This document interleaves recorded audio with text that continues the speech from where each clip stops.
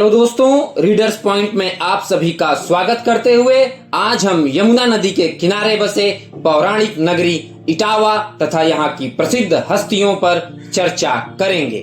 प्राचीन काल में रामायण युग के दौरान यह क्षेत्र इष्ट पथ के रास्ते में आता था, जिस वजह से इसका नाम इष्टिकापुर हुआ करता था।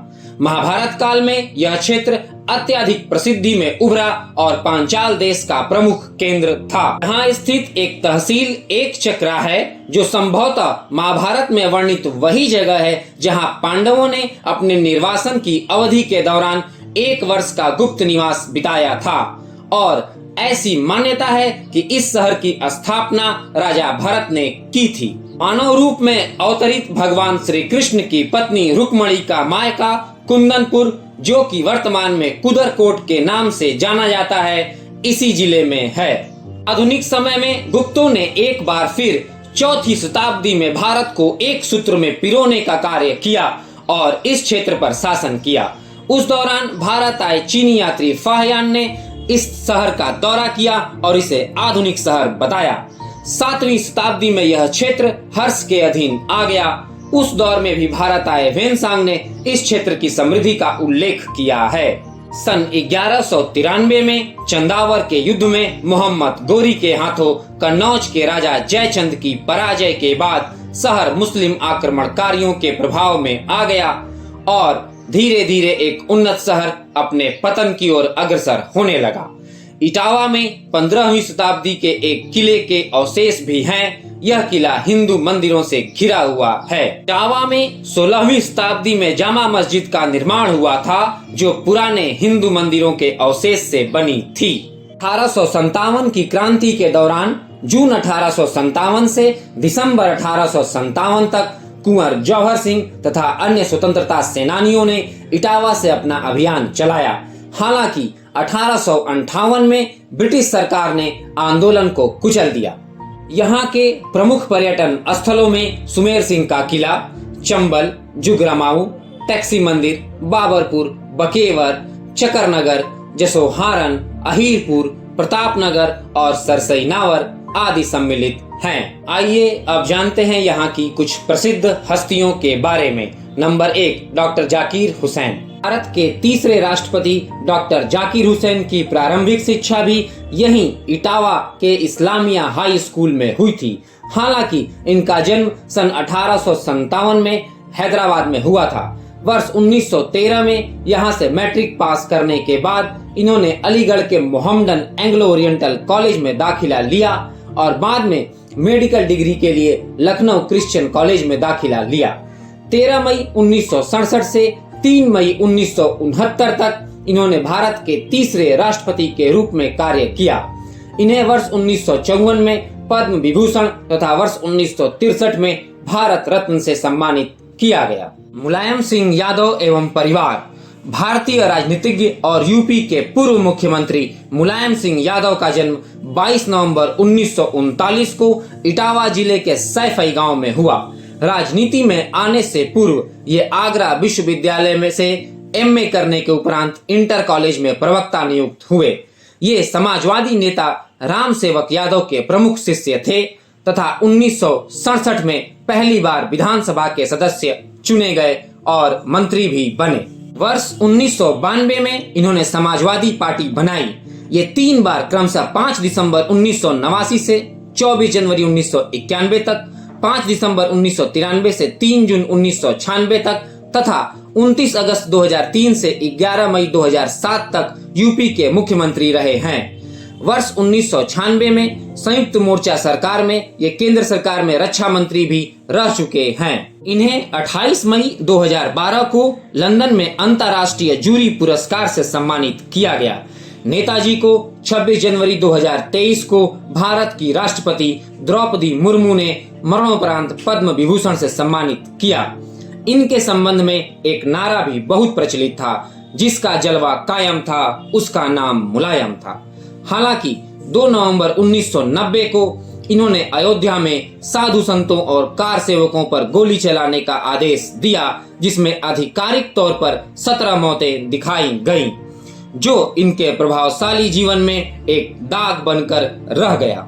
इनके छोटे भाई एवं पूर्व विधायक शिवपाल सिंह यादव भी यहाँ के चर्चित व्यक्तियों में शुमार हैं। प्रोफेसर राम गोपाल यादव इनके चचेरे भाई हैं।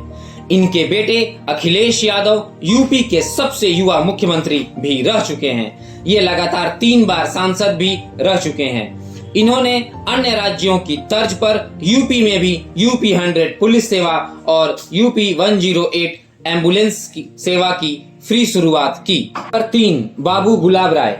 आधुनिक हिंदी साहित्य के पुरोधा बाबू गुलाब राय का जन्म इटावा जिले के जलेसर गांव में 17 जनवरी 1888 को हुआ था। इन्होंने इलाहाबाद विश्वविद्यालय से एमए तथा एलएलबी की पढ़ाई पूरी की। तत्पश्चात इन्होंने छतरपुर के महाराजा के लिए दार्शनिक, निजी सचिव, दीवान और मुख्य न्यायाधीश के रूप में काम किया। महाराजा की मृत्यु के बाद इन्होंने आगरा के सेंट जॉन्स कॉलेज में पढ़ाया। इनकी पहली 2 कृतियां शांति धर्म और मैत्री धर्म उनकी विचारधारा एवं रुचियों को दर्शाती हैं। उन्होंने हिंदी साहित्य का सुबोध इतिहास लिखा और आत्मव्यंग्य की एक अनूठी शैली विकसित की, जो इनकी रचना मेरी असफलताओं और ठलुआ क्लब में दिखाई देती हैं। इनके कार्यों को मुख्यतः 3 श्रेणियों में विभाजित किया जा सकता है: दार्शनिक, साहित्यिक निबंध और हास्य व्यंग। पर 4, द्वारका प्रसाद शर्मा। हिंदी के प्रसिद्ध साहित्यकार द्वारका प्रसाद चतुर्वेदी का जन्म सन 1820 में इटावा में हुआ। इन्होंने 150 से अधिक पुस्तकें लिखी, लेकिन इन्हें मुख्य रूप से वाल्मीकि रामायण के संस्कृत से हिंदी अनुवाद के लिए जाना जाता है। इन्होंने जब अत्याचारी वॉरेन हेस्टिंग्स के जीवन चरित्र के बारे में लिखा तो इन्हें अपनी सरकारी नौकरी गंवानी पड़ी और इसके बाद इन्होंने अपना सारा समय लेखन और साहित्य को समर्पित कर दिया। इन्होंने सबसे पहले राघवेंद्र नामक मासिक पत्रिका की शुरुआत की। 5, महाकवि गंग। रीतिकाल के महान कवि गंगाधर का जन्म 1538 ईस्वी में इटावा जिले के इकनौर गांव में हुआ था। ये अकबर के दरबारी कवि थे तथा रहीम, बीरबल, मानसिंह और टोडरमल के प्रिय थे। गंग पदावली, गंग पचीसी और गंग रत्नावली नाम से इनकी रचनाएं संग्रहित पाई जाती हैं। इनकी रचनाओं में श्रृंगार रस और वीर रस की प्रमुखता रही है। बादशाह जहांगीर इनकी एक रचना से रुष्ट हुआ और इन्हें हाथी से कुचलवा कर मार डालने का दंड दिया। पर 6, पुपुल जयकर। भारतीय सांस्कृतिक कार्यकर्ता और लेखिका पुपुल जयकर का जन्म 11 सितंबर 1915 को इटावा में हुआ था। इन्हें आजादी के बाद भारत में पारंपरिक और ग्राम कला, हथकरघा और हस्तशिल्प के पुनरुद्धार के लिए किए गए कार्यों के लिए जाना जाता है। ये 15 वर्ष की उम्र से ही नेहरू परिवार के संपर्क में आई। इनके पिता मोतीलाल नेहरू के मित्र थे। ये इंदिरा गांधी की घनिष्ठ मित्र बन गईं, जो वर्ष 1966 में प्रधानमंत्री बनने के बाद पुपुल को अपना सांस्कृतिक सलाहकार नियुक्त की। वो राजीव गांधी के कार्यकाल के दौरान भी सांस्कृतिक सलाहकार बनी रहीं और अपना उत्सव जैसे कार्यक्रमों को प्रोत्साहित करती रहीं। नंबर 7, गोपाल दास नीरज।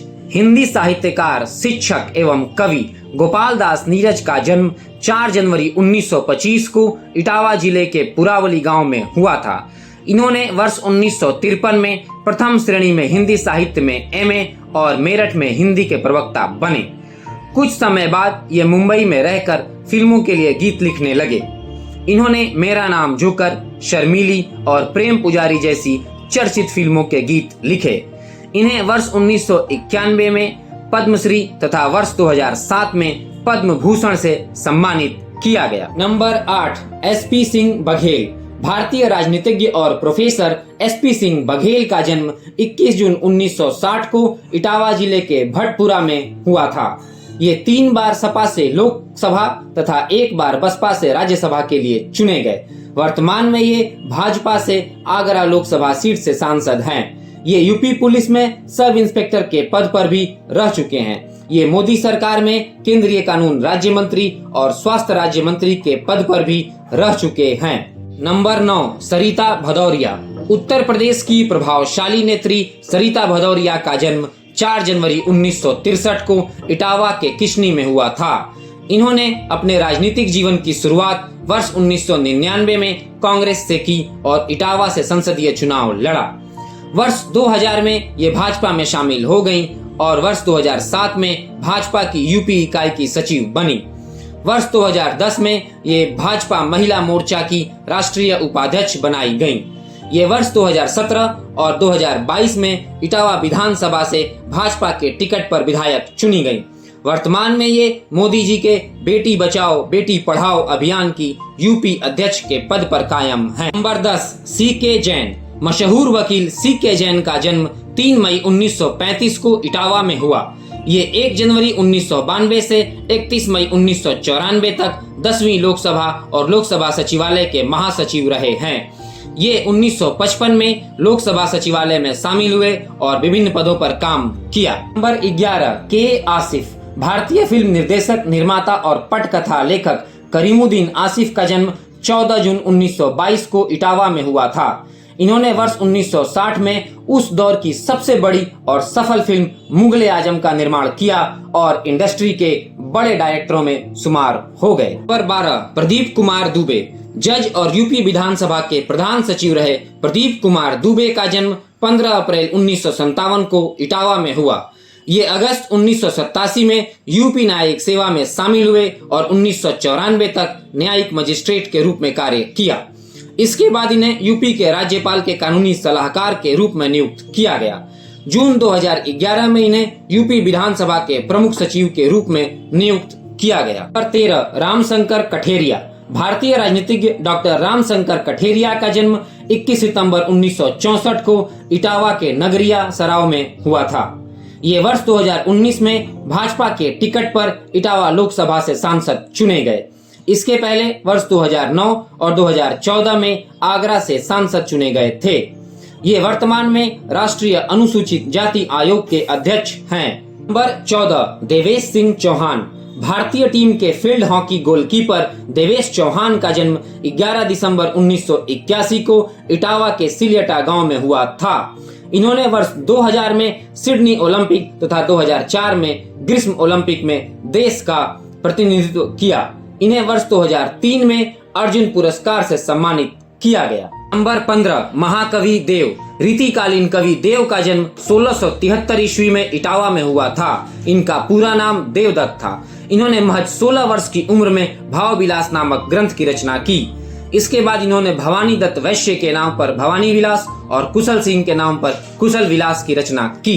16, प्रिया वाजपेयी। भारतीय अभिनेत्री और मॉडल प्रिया वाजपेयी का जन्म 1993 में इटावा में हुआ था। इन्हें वेंकट प्रभु की कॉमेडी गोवा में रोशनी और केवी आनंद की राजनीतिक थ्रिलर को में सारो के रूप में उनके प्रदर्शन के लिए जाना जाता है।